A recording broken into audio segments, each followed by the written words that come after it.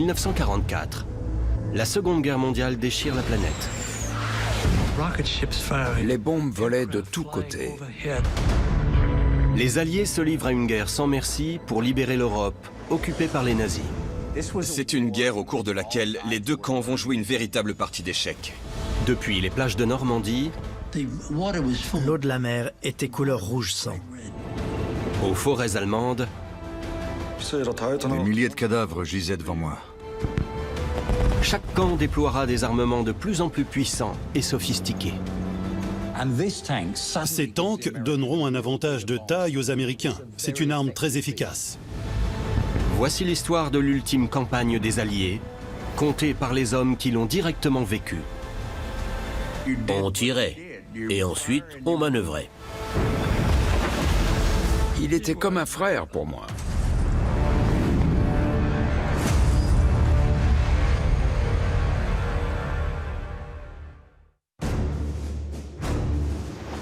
Le 6 juin 1944, des forces alliées terrestres, aériennes et maritimes s'associent pour lancer le plus vaste débarquement de l'histoire. Nom de code, Opération Neptune.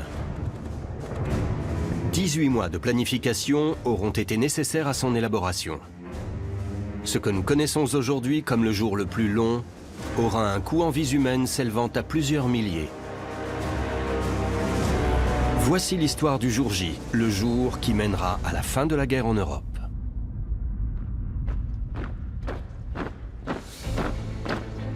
En 1944, l'Allemagne nazie domine une grande partie de l'Europe depuis 4 ans.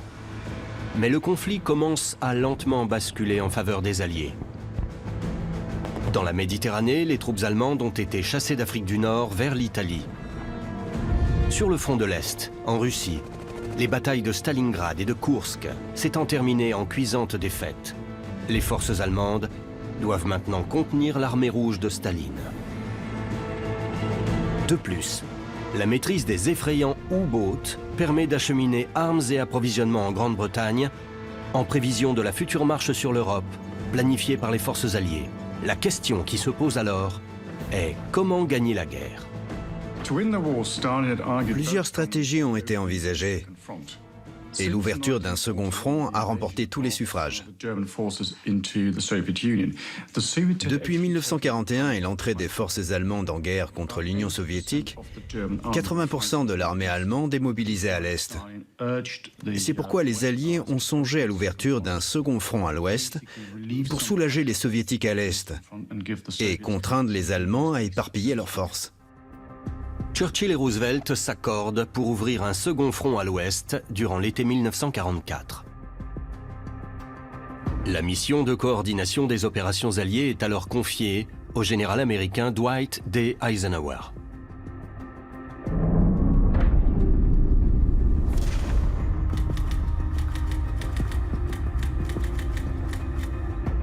Le général Eisenhower est nommé commandant suprême des forces alliées d'Europe, bien qu'il n'ait jamais vu le front, mais il est considéré comme un stratège hors pair, très inspiré par les tactiques de guerre modernes. Ses compétences seront mises à l'épreuve au moment de lancer la plus vaste offensive alliée de la guerre. Première question, où débarquer? Le choix le plus logique serait le Pas-de-Calais, à une trentaine de kilomètres des côtes britanniques. Car une telle manœuvre offrirait ensuite aux troupes alliées une route directe vers l'Allemagne. C'est d'ailleurs pour cette raison que les nazis vont concentrer de nombreuses fortifications sur les plages de la région. Eisenhower va donc jeter son dévolu sur la Normandie. Si les Alliés parviennent à y mettre un pied, ils pourront réunir leurs forces et lancer une opération d'invasion, percer les lignes ennemies, libérer Paris, puis avancer vers l'Allemagne. Le succès de l'opération Neptune dépendra du fameux jour J. Le général Bernard Montgomery se voit nommé à la tête du 21e groupe d'armée britannique, constitué de 7 divisions d'infanterie américaines, britanniques et canadiennes, 3 brigades de blindés et 3 unités aéroportées. Ils auront pour mission de lancer l'opération. Les unités envoyées sur le front lors de la campagne de 1944 sont un mélange de formations constituées de vétérans ayant pour la plupart combattu en Égypte, en Afrique du Nord et en Italie. Et à leur côté allaient se trouver de nombreuses divisions dont ce serait le baptême du feu. Frank Rosier fait alors partie du 2e bataillon du Gloucestershire Regiment. Cet ancien commerçant londonien, survivant du Blitz, a perdu un œil sur le champ de bataille. C'était la première fois que je combattais sur le terrain. Ce n'était plus un jeu, nous risquions nos vies. Wally Harris est un ancien artisan et membre fondateur du corps du Royal Electrical and Mechanical Engineers. C'était un grand honneur pour nous que de nous battre sur le terrain. Edward Shames vient alors tout juste de se voir nommé sergent au sein de la 101e division aéroportée de la Royal Air Force. Nous étions tous un peu fous ou inconscients, peut-être les deux, mais aussi effrayés. En 1944, les Alliés dominent les airs comme les mers. Les 8e et 9e Air Force américaines, ainsi que la 2nd Tactical Force britannique, vont soutenir les débarquements grâce à 5900 appareils.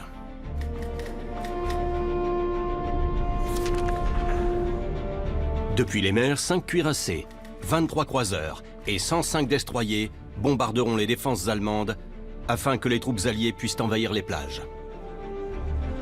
Au printemps 1944, 3 millions de soldats alliés sont réunis en Grande-Bretagne et se préparent à l'invasion. Chaque unité est menée dans une zone de préparation et d'entraînement au sud de l'Angleterre, ainsi que véhicules, armes et provisions. Les unités s'apprêtent au moment fatidique, mais ignorent tout de la teneur de la mission car les détails de l'opération Neptune ne seront livrés à personne. On ne disposait d'aucune information. On ne savait pas où on serait envoyé. On n'avait pas de photos de la zone où on allait être largué. Rien du tout. Pas d'informations. Seuls les gradés savaient. Mais nous, on ne savait rien. On ne nous a jamais rien dit, alors que c'est nous qui allions au casse-pipe. Pendant ces préparatifs, les Alliés en profitent pour lancer le plus grand plan de désinformation de l'histoire de la guerre et induire ainsi en erreur les Allemands sur le lieu de débarquement. Pour tromper les Allemands, les Alliés mettent en place l'opération Fortitude. Ils créent une fausse armée et donnent l'illusion de se rassembler en vue d'un futur débarquement à Calais. Étant le port en eau profonde français le plus proche des côtes anglaises, c'était la zone de débarquement logique depuis la Grande-Bretagne.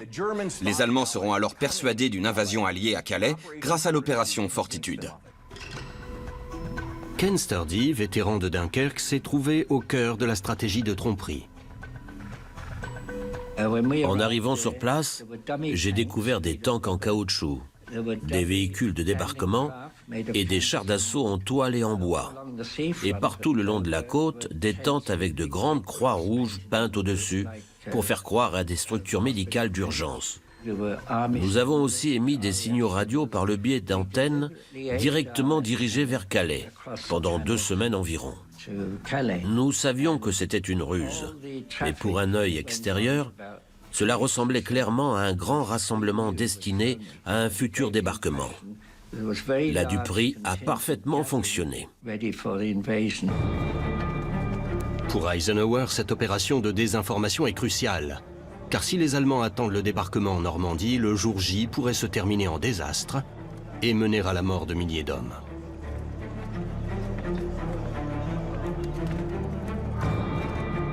Le soir du 5 juin 1944, des centaines d'avions alliés décollent en direction des côtes normandes. L'opération Neptune, le débarquement en Europe des forces alliées, vient de débuter.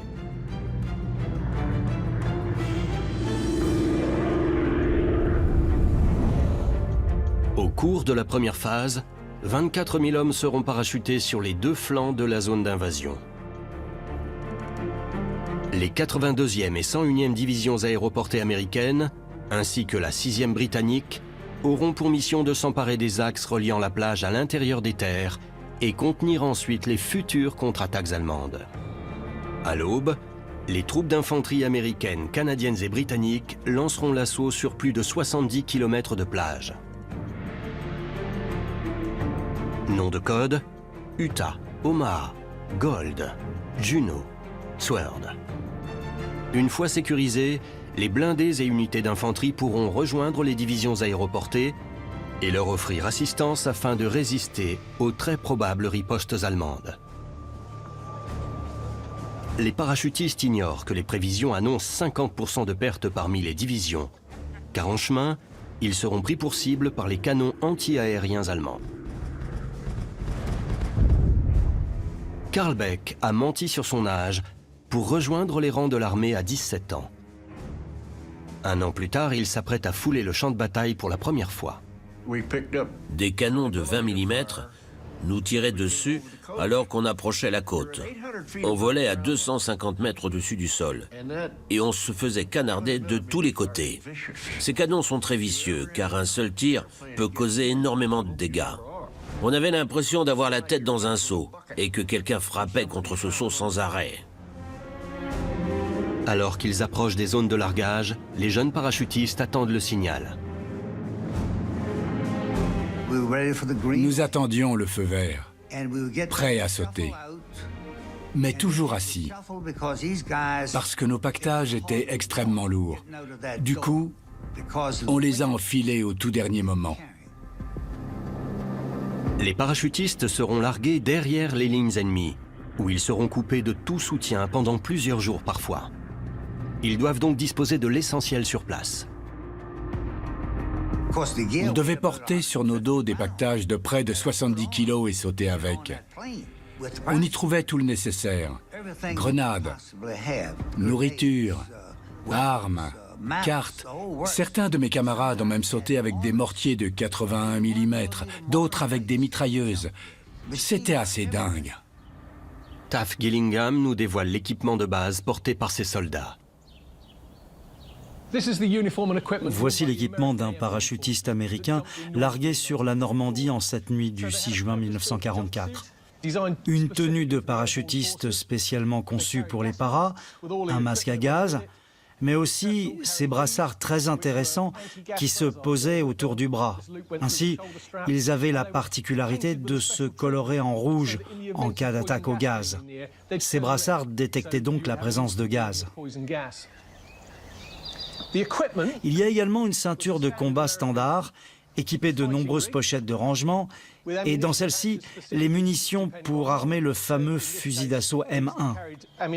C'est une arme fantastique et très moderne par rapport aux armes des Allemands, car étant semi-automatique, on vise, on tire, et la douille s'extrait toute seule, alors que l'ennemi perd un temps considérable en le faisant manuellement. La baïonnette du M1, qui se pose à l'extrémité du fusil, est prévue pour finir le boulot si nécessaire, en cas de manque de munitions. Lourdement équipés, les parachutistes atteignent la zone de largage. Au cours des entraînements, une lumière rouge nous indiquait de nous préparer à sauter. Mais cette fois, c'est la sonnerie d'une cloche qui nous a indiqué de sauter. Ça voulait dire que le ciel était dégagé. On pouvait y aller. Tout le monde a déjà vu des feux d'artifice en pleine nuit. Eh bien, nous avons eu l'impression de sauter au beau milieu d'un feu d'artifice. On s'est retrouvés au cœur d'un bruit assourdissant et d'éclats de lumière vive de tous côtés. On volait très vite et bas, et une grande partie d'entre nous a atterri dans l'eau, ce qui n'était pas vraiment prévu. John Marr fait partie des nombreux parachutistes ayant atterri dans des champs préalablement inondés par les Allemands. Des dizaines d'entre eux se noieront sous le poids de leur équipement. D'autres tomberont directement au cœur de villages tenus par les Allemands. Un parachutiste américain parviendra d'ailleurs à s'échapper de manière remarquable. L'un d'eux est resté suspendu à la flèche d'une église. Il s'est fait passer pour mort, personne ne l'a remarqué et il a pris la poudre d'escampette. De nombreux survivants vont atterrir à plusieurs kilomètres de leur cible d'origine. John Marr touchera le sol à 2 heures du matin. Premier objectif, trouver et rassembler mon matériel. Ensuite, retrouver mes gars et reformer le peloton. Puis nous battre. Ça ne s'est pas passé comme ça. J'ai jamais vu un parachutage aussi désorganisé, malgré l'entraînement suivi pendant des semaines. Les choses se passeront mieux pour la 6e division aéroportée britannique. Sur le flanc est, un petit détachement atterrit à proximité de 2 ponts vitaux qui seront très rapidement pris. Des renforts sont ensuite envoyés par le biais de planeurs afin de les assister face à la riposte allemande.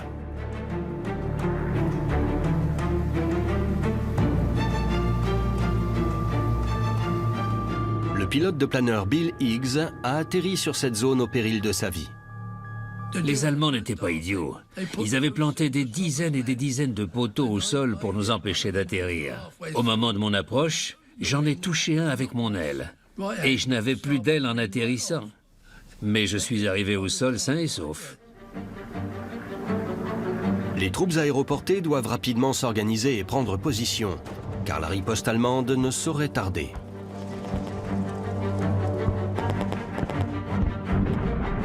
Les parachutistes ont pour mission de tenir jusqu'à ce que les troupes arrivant par les mers les rejoignent. De leur côté, ces soldats se préparent à débarquer sur des plages dont la défense est supervisée par un des plus brillants généraux allemands.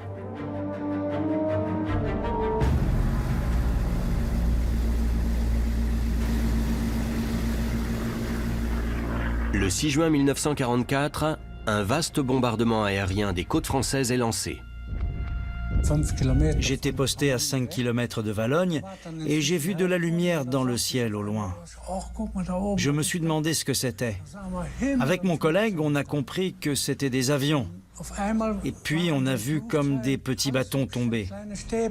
Encore une fois, je me suis demandé ce que c'était. Et mon collègue m'a dit, c'est un tapis de bombes. C'est là que j'ai compris que Valognes allait être réduite en poussière.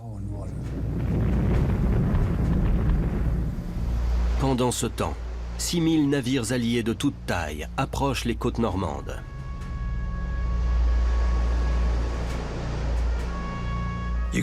On pouvait voir la côte normande à l'horizon. On y était, on allait lancer l'assaut. C'était très excitant. Je me sentais très bien ce jour-là. Hitler sait alors qu'une invasion sera menée durant l'été et que le nord de la France est la cible privilégiée des Alliés. Il va en confier la défense à un de ses plus brillants et charismatiques officiers. Le maréchal de camp Erwin Rommel s'est fait une réputation après avoir vaincu les troupes françaises en 1940. Pendant sa campagne en Afrique du Nord, ses victoires sur les Britanniques lui vaudront le surnom de « renard du désert ». Erwin Rommel sera un des plus célèbres protagonistes de la Seconde Guerre mondiale. Il a prouvé son efficacité en Afrique du Nord à de nombreuses reprises, grâce notamment à sa capacité à manœuvrer rapidement avant que l'ennemi n'ait le temps de comprendre et réagir. Rommel était comme un père pour nous. Il tenait à ses soldats. Et malgré les apparences, c'était un homme jovial. Rommel est réputé pour ses choix stratégiques courageux et agressifs, mais cette fois il va se voir confronté à un défi de taille. En effet, plus de 2/3 de l'armée allemande se trouve sur le front de l'Est. Rommel ne dispose que de 35 divisions pour tenir la côte française, dont 6 seulement se trouvent à proximité de la zone de débarquement alliée. 5 divisions d'infanterie et la 21e Panzer Division. Mais nombre de ces unités sont alors considérées comme non fiables. Ces divisions étaient pour la plupart composées de vieillards et d'adolescents, de déserteurs et d'autres soldats qui n'avaient pas la confiance du haut commandement allemand. Mais aussi d'unités exténuées par les combats à l'Est. Ces hommes avaient été envoyés en Normandie pour se reposer et récupérer. Ces unités disposent toutefois d'un avantage, le fameux mur de l'Atlantique, une chaîne de fortifications côtières s'étendant de la Norvège à l'Espagne. Hitler craignant un débarquement, va confier à Rommel la mission d'améliorer les défenses du mur de l'Atlantique. Rommel est persuadé que le seul moyen d'empêcher un débarquement allié sera de frapper les soldats lorsqu'ils seront le plus vulnérables, c'est-à-dire au moment de leur arrivée sur les plages. Il va donc y renforcer les défenses. Des champs de mines et un demi-million d'obstacles anti-chars seront disséminés sur les plages françaises. Le nombre d'armes lourdes protégées par des fortifications en béton renforcé sera également multiplié.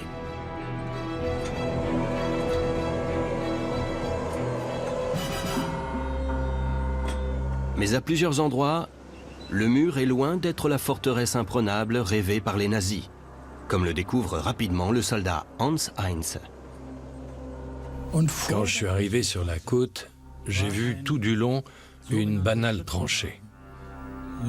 Elle avait été creusée de la manière dont on le faisait à l'époque de l'empereur de Prusse, c'est-à-dire 70 cm de profondeur et tous les 20 mètres environ, un dôme bétonné. La première fois que je suis entré dans un de ces dômes, j'ai vu une mitrailleuse belge aux côtés d'une tchèque. Nous n'avons même pas pris le temps de vérifier s'il y avait des munitions adéquates. Bref, devant les tranchées, une interminable ligne de barbelés, et je me souviens que mon commandant est passé par-dessus un jour. Il l'a tranquillement enjambé, et il n'a même pas déchiré son pantalon. C'est vous dire l'efficacité de la chose. Voilà en quoi consistait le fameux mur de l'Atlantique censé nous protéger. Les Panzerdivisions sont alors les plus puissantes unités allemandes présentes sur le sol français. Rommel souhaite les voir toutes stationnées sur la côte, mais on ne lui en octroiera que 3. Les autres sont positionnés plus loin dans les terres sous ordre direct d'Hitler. Les deux plus importants généraux du front occidental, von Scheppenburg et von Rundstadt, vont hésiter à utiliser les Panzers, car ils souhaitent les conserver à proximité de Paris.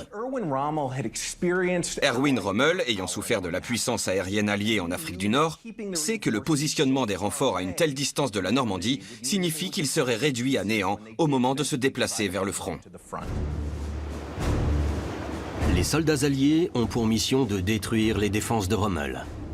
Ils embarquent à destination des côtes françaises, malgré les conditions climatiques qui ont déjà contraint Eisenhower à retarder le débarquement de 24 heures. Les bateaux et les engins de débarquement n'arrêtaient pas de tanguer. Quand on embarquait à bord des engins amphibies, il fallait rester prudent parce qu'un accident était vite arrivé. J'ai vu plusieurs de mes collègues tomber à l'eau et mourir noyés. On embarquait sur les engins de débarquement depuis les côtés du navire grâce à des échelles de corde. Et je peux vous dire que la manœuvre était très mouvementée. La Manche nous a envoyé ses plus belles vagues le jour du débarquement. Une fois le trajet de notre LCA lancé, on était trempé d'eau bien froide. Parce qu'ayant des côtés très bas, l'eau n'arrêtait pas d'entrer. Et les pompes d'évacuation n'en rejetaient pas assez. On était obligé de nous servir de nos casques pour évacuer les litres d'eau qui se trouvaient à bord. À l'aube, les soldats présents dans les embarcations vont témoigner de l'impressionnante force de frappe alliée sur l'ennemi. Les navires de guerre à l'arrière ont commencé à bombarder. Et j'ai eu du mal à y croire. C'était impressionnant, je me suis dit, j'espère vivre assez longtemps pour décrire un jour ce moment à mes enfants et à mes petits-enfants. Franz Gockel, soldat de la 716e division d'infanterie allemande postée à Omaha Beach, redoutait ce moment. Le camarade, qui était au poste de surveillance, est arrivé à toute vitesse dans le dortoir et a hurlé « Alerte générale! Alerte générale !» On s'est tous retournés pour lui dire de nous fiche la paix et nous laisser dormir.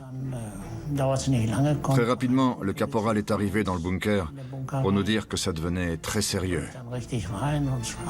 Enfin, il ne nous l'a pas dit, il nous a hurlé dessus. Les canons tiraient en direction de la plage et tout ce qu'on entendait, c'était...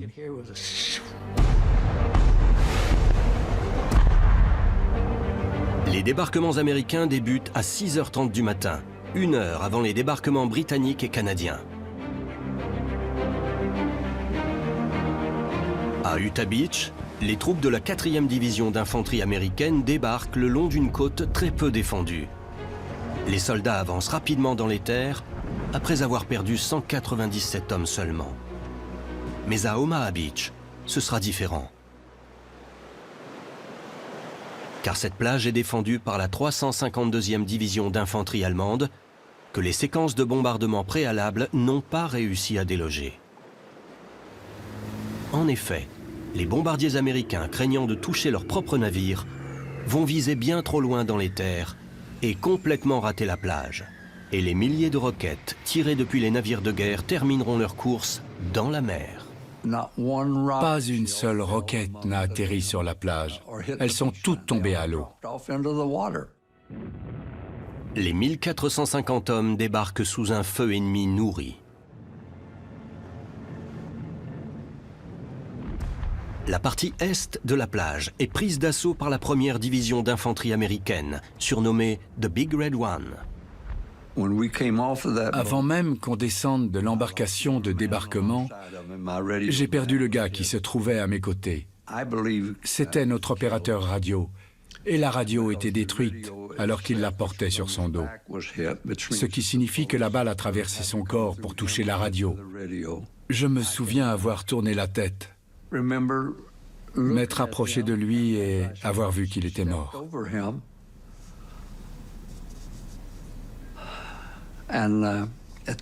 J'étais sous le choc.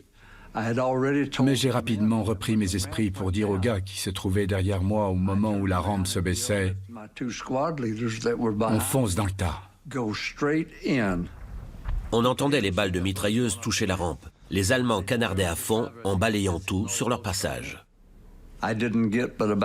J'ai réussi à avancer d'une trentaine de mètres alors que les balles fusaient de tous les côtés, partout autour de moi. J'ai vu un de leurs obstacles anti-chars devant moi. Alors je suis allé me positionner derrière. J'y suis resté quelques secondes, mais la position était intenable tellement on se faisait canarder. J'ai connu l'enfer sur Terre. La section est de la plage sera prise d'assaut par la 29e division d'infanterie. J'étais le 5e homme sur le côté gauche de notre embarcation, derrière Clarence Riggs de Pennsylvanie, qui a été descendu alors qu'il se trouvait encore sur la rampe. Il est tombé face dans l'eau. J'ai plongé derrière lui dans une eau rouge sang qui m'arrivait au menton, avec mon arme au-dessus de la tête. Les rampes se sont rabaissées. Les frisés savaient qu'on allait arriver.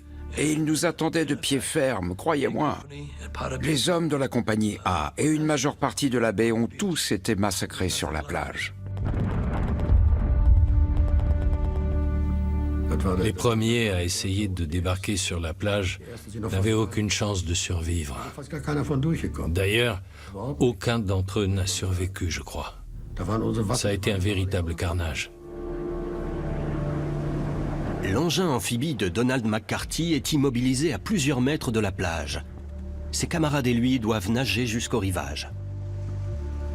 Je suis entré dans l'eau, tête la première, et je suis remonté à la surface. J'ai retiré mon casque, ma ceinture et tout le reste. Je ne portais que mon blouson. Je me suis débarrassé de ma ceinture, de mon fusil et de mon appareil photo. Là, j'ai pensé, Père va me tuer parce que j'ai perdu l'appareil photo. Mais très vite, j'ai commencé à prier pour sortir vivant de cette plage. Je priais intérieurement. Mon Dieu, si j'en sors vivant, je ferai tout ce que vous voudrez. D'un coup, un épais nuage de fumée se répand au-dessus de nous. C'était un miracle. Les soldats alliés luttent pour atteindre Omaha Beach. Une fois sur la terre ferme, ils devront riposter et comptent pour cela sur le soutien de blindés Sherman, spécialement modifiés pour l'occasion.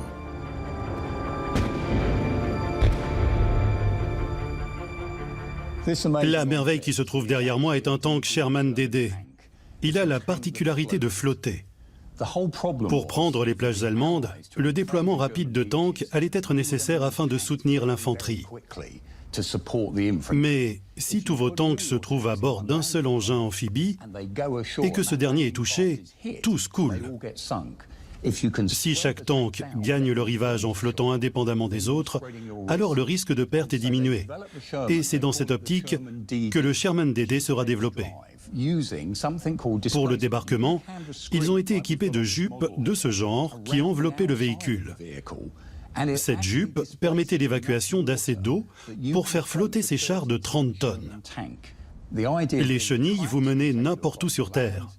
Et pour naviguer dans l'eau, des hélices ont été ajoutées à l'arrière du véhicule afin qu'ils puissent se déplacer et atteindre les plages.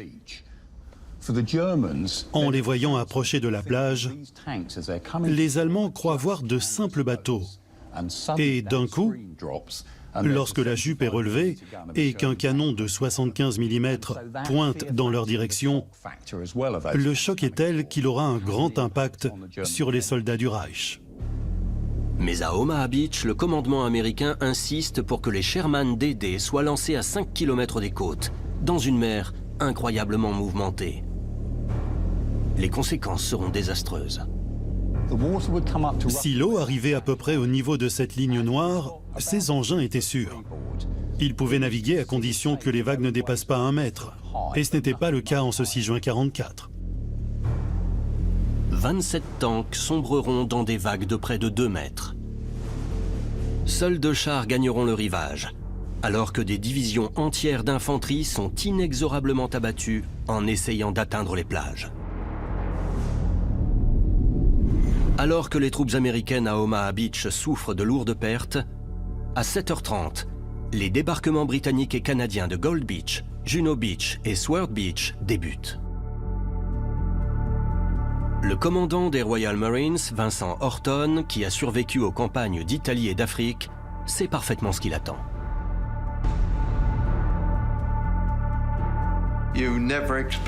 Sur le moment, on ne s'attend pas à survivre. On sait pertinemment que les premiers à y aller vont mourir. Les engins de débarquement amphibie approchent des plages. Le succès de l'opération Neptune dépend de ces derniers, car un désastre tel que celui d'Omaha Beach dirigerait l'intégralité du débarquement vers la catastrophe. J'ai vu une embarcation se prendre un tir de canon et les gars voler dans les airs. Il n'a pas dû y avoir de survivants. La première vague de soldats britanniques et canadiens approche les côtes normandes sous le feu incessant de l'artillerie allemande. Dans quelques mètres, ils devront surmonter les obstacles et les mines anti-chars. Mon engin amphibie a touché une mine dans l'eau et tout l'avant a explosé dans les airs. Heureusement pour moi, j'étais à l'arrière. Il y avait de l'eau partout et les gars à l'avant étaient tous partis en fumée. La partie était terminée pour eux.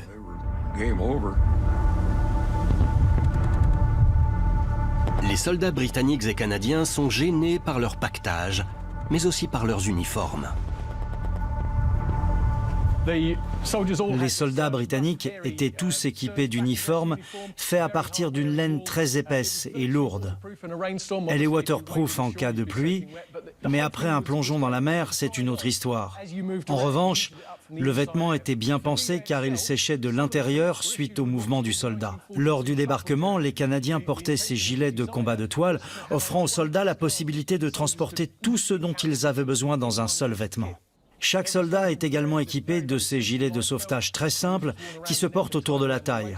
Ils étaient à moitié gonflés au préalable en cas de nécessité d'évacuation urgente des engins de débarquement amphibie en eau profonde.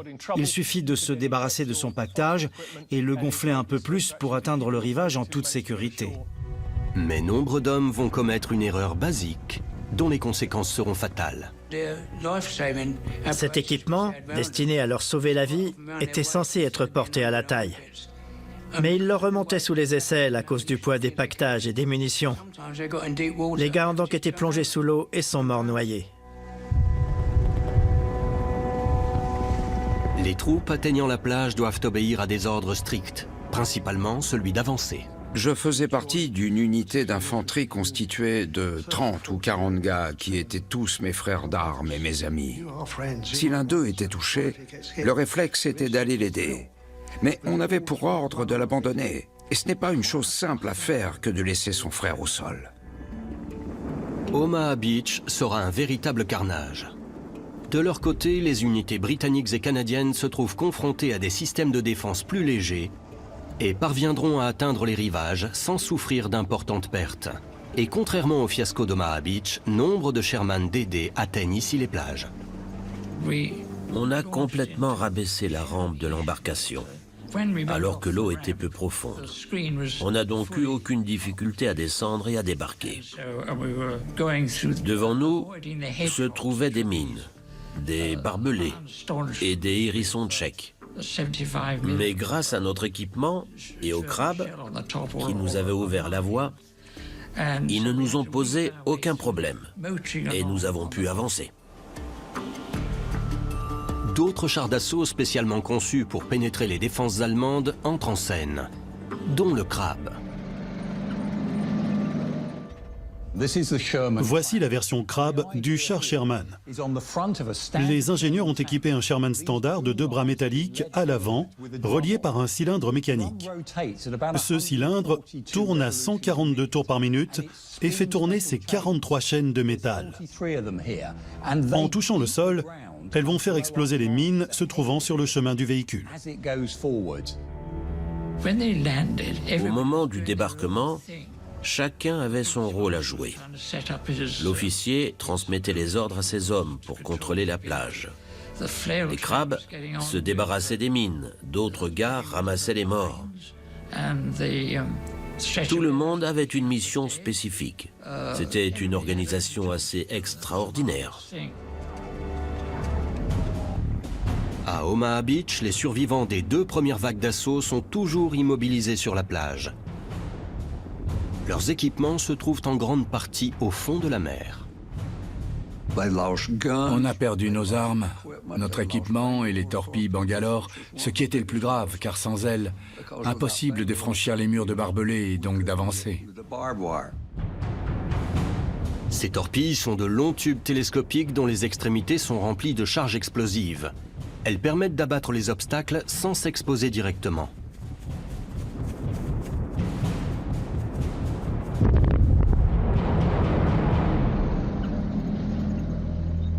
Au moment du débarquement, le sergent Reynolds se trouve aux côtés d'un des rares soldats encore équipés de cet étrange outil.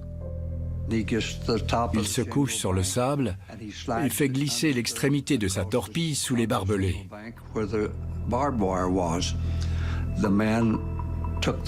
Il va ensuite ajouter un second tube à sa torpille, les assembler grâce à un manchon de raccordement après avoir fait passer la mèche à travers le second tube, l'a allumé, puis s'est éloigné en courant avant que ça n'explose. 5 secondes après, ça n'avait pas sauté. Alors le gars y est retourné sans hésiter pour remplacer la mèche défectueuse par une neuve.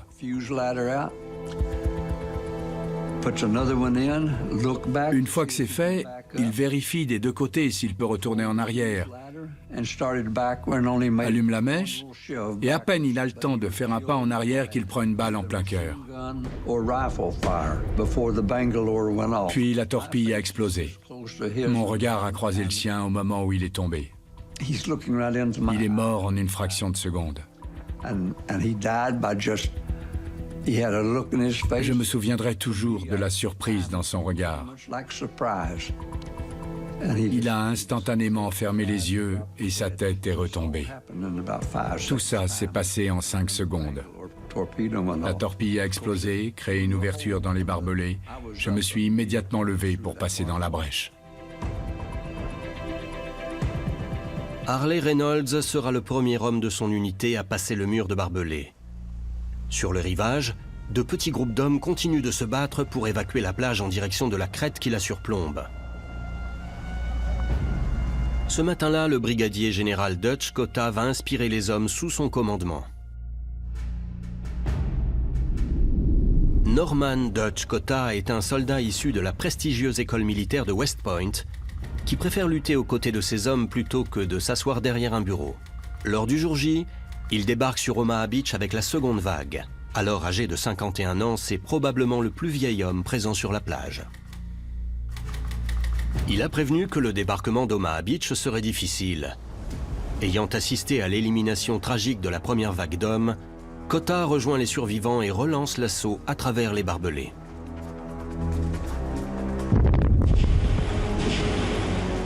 Dans certains secteurs, les destroyers apportent leur soutien en bombardant les positions allemandes. Ce qui nous a sauvé la mise, c'est le USS Frankfurt, qui s'est approché de la plage et a bombardé les collines où les Allemands étaient positionnés. Le commandant du bateau a repéré de la fumée venir de la colline et on a conclu que c'était des mitrailleuses. Alors, il leur a tiré dessus et c'est ce qui nous a permis d'avancer. Les troupes américaines sont décidées à se battre jusqu'au bout. Bien que grièvement blessé, Al Baumgarten va pénétrer les défenses allemandes. On est arrivé à une fortification dans laquelle se trouvaient 5 Allemands qui avaient tenté de nous empêcher d'avancer. Ils nous ont vus, ils ont mis leurs mains en l'air et puis ils se sont rendus. Un de nos gars, armé d'un pistolet mitrailleur, a vidé son chargeur sur eux. J'avais jamais vu ça de ma vie. Il avait perdu tellement de gars sur la plage qu'il était devenu impitoyable. Sur chaque plage, les officiers ont pour ordre de faire avancer le débarquement. Notre officier était incroyablement détendu. Il nous criait dessus « Allez, allez, descendez, sur la plage !» Comme un policier faisant la circulation, ça aurait pu être amusant s'il ne nous envoyait pas au casse-pipe. Alors que les unités entament leur périple à l'intérieur des terres, les snipers allemands vont ralentir leur avancée. Sur le flanc ouest, les soldats américains débarqués à Utah Beach rejoignent les parachutistes. Pour le lieutenant Frank Craig et les hommes de la 101e division aéroportée, les renforts arrivent à point nommé. J'ai entendu le bruit d'un char derrière moi. Je me suis retourné et c'était un des nôtres qui arrivait de la plage. Le lieutenant sort sa tête du tank et me hurle dessus. « Hé, lieutenant, je n'ai que 30 minutes de carburant. Comment je peux vous aider ?» Je lui réponds, « Vous voyez le carrefour d'où viennent les balles ?» Il me répond, « Oui. » Je lui dis, « Mon colonel souhaite que je prenne ce carrefour. Si vous pouviez nous y aider, ce serait fantastique. »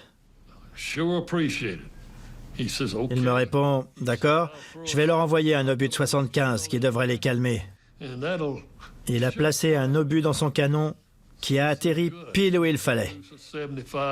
J'étais vraiment très content. Au fur et à mesure que les heures défilent, les positions alliées en France se consolident avec l'arrivée des renforts sur le rivage depuis la mer. La riposte allemande n'a pas encore eu lieu. Mais les Panzers sont en mouvement, avec pour ordre de renvoyer les Alliés à la mer.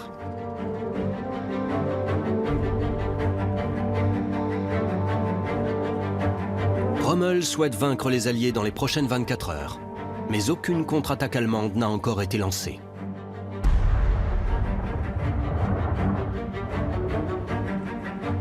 Rommel, qui se trouve en permission en Allemagne au moment des faits, avait été averti par des experts quelques jours avant le 6 juin de la possibilité d'une invasion imminente. Alors qu'il regagne la France en voiture, l'unité de réserve de Panzer n'a pas bougé de toute la matinée, car le seul homme à en autoriser le déploiement, le Führer, doute des réelles intentions alliées.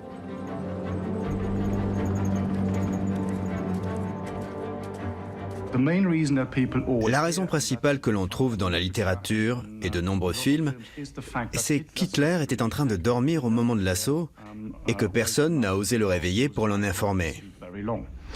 Il y a du vrai là-dedans, mais il y a également des raisons purement militaires pour expliquer l'absence de contre-attaque.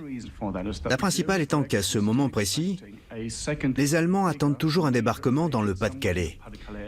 Dans cette logique, ils vont maintenir l'unité de réserve à son emplacement, car ils sont alors persuadés que le débarquement de Normandie est une simple diversion. Au niveau du haut commandement, au niveau de Rommel et plus haut encore, les Allemands vont se demander que faire toute la journée et perdre une réelle opportunité de tenir les Alliés en échec. Commandant de la 84e division d'infanterie, le général Marx a la responsabilité de résoudre la situation. général Erich Marx a participé aux invasions de la Pologne et de la France et a aussi aidé à élaborer l'invasion de l'Union soviétique, l'opération Barbarossa. Il perdra une jambe sur le front de l'Est, mais reste dans l'armée et devient général de l'artillerie. En 1943, il se voit confier le commandement de la 84e division d'infanterie en Normandie. Et le 6 juin 1944, il fête son 53e anniversaire. Marx ordonne à son unité la plus puissante, la 21e Panzer Division, de lancer une contre-attaque. Il aura pour dernier mot à ses officiers: « Si vous ne renvoyez pas les Britanniques à la mer, il se pourrait que nous perdions cette guerre. » Le général Marx envoie la 21e Panzer Division à l'attaque. Elle est son arme principale dans la zone de Normandie. Les autres divisions de blindés se trouvent à 120 km des plages. Et le temps qu'elles arrivent sur la côte, il y avait de fortes probabilités pour que les combats soient déjà terminés depuis longtemps. Sans compter les attaques de la résistance française, mais aussi l'intervention des forces aériennes alliées. Marx sait qu'il ne peut compter sur l'arrivée immédiate de renforts.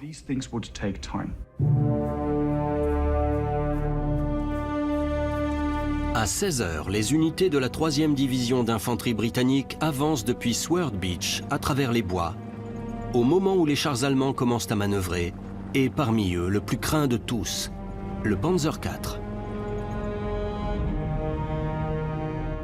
Le Panzer IV est un char d'assaut d'une efficacité remarquable. Les Allemands en utiliseront 8500 durant la guerre. Il est créé en tant que véhicule de soutien de l'infanterie et équipé d'un canon 75 mm court, mais Hitler va insister pour qu'il soit également équipé d'un canon anti-char long de 75 mm. Très efficace pour détruire les blindés ennemis, ces machines étaient les plus craintes de toutes du côté allié. Le Panzer IV est une merveille de conception, grâce notamment à ce qui se passe à l'intérieur du véhicule. Je vais vous montrer. Le commandant se trouve au milieu du véhicule, juste sous cette trappe. Il a un œil sur le soldat responsable du chargement du canon, mais aussi sur l'autre côté, où se trouve le soldat chargé de viser et tirer. Il a également la possibilité de voir l'avant du char, où se trouve le pilote et l'opérateur radio. Cette configuration est déterminante, car dans l'agitation et le stress d'une bataille, une simple discussion, un clin d'œil, un sourire, un ordre clair, une voix calme peuvent être aussi importants que la technologie qui vous entoure. La 21e Panzer Division lance son attaque qui sera rapidement contrée par les blindés britanniques et les canons anti-chars alliés. À 21h, une poignée de soldats allemands arrive sur la côte pour assister à un spectacle étourdissant. Une armada aérienne constituée de 250 bombardiers et planeurs arrive depuis la mer. L'opération Malhar est lancée. La 6e division aéroportée britannique destinée à renforcer les positions tenues par les parachutistes déployés la veille est en route. Le ciel au-dessus de la mer était noir d'appareils. Des centaines et des centaines d'avions et de planeurs approchaient des côtes. Puis d'un coup, les planeurs qui étaient remorqués par les avions se sont séparés des avions et ils ont commencé leur périple vers les terres. C'était un ballet fascinant. Les planeurs atterrissant derrière elles, les unités allemandes battent en retrait vers Caen afin d'éviter l'isolement. Le jour J touche à sa fin. Les soldats sont exténués. Ils dorment où ils le peuvent, dans des tranchées ou à côté de leurs véhicules. La nuit a été étrange, parce qu'on n'a attaqué personne et personne ne nous a attaqués, alors qu'on s'attendait à mal dormir. Je me suis dit, on l'a fait. Je pensais à mes parents en me disant, je suis en France et vivant, j'ai réussi. On s'est installé sur un champ, enroulé dans nos couvertures, Puis on a dormi autant qu'il était possible. À la fin du jour J, les Alliés ont un pied en France. Mais ils ont échoué à atteindre plusieurs objectifs clés, dont la ville de Caen.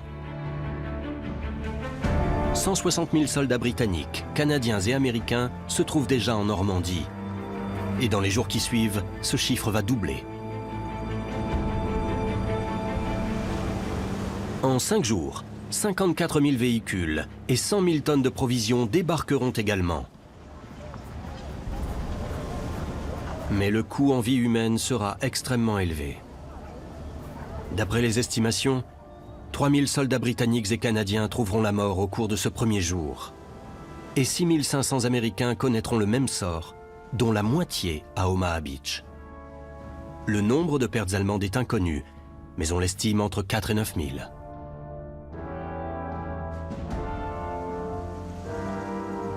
Tous les objectifs n'ont pas été remplis, mais l'opération Neptune est un succès.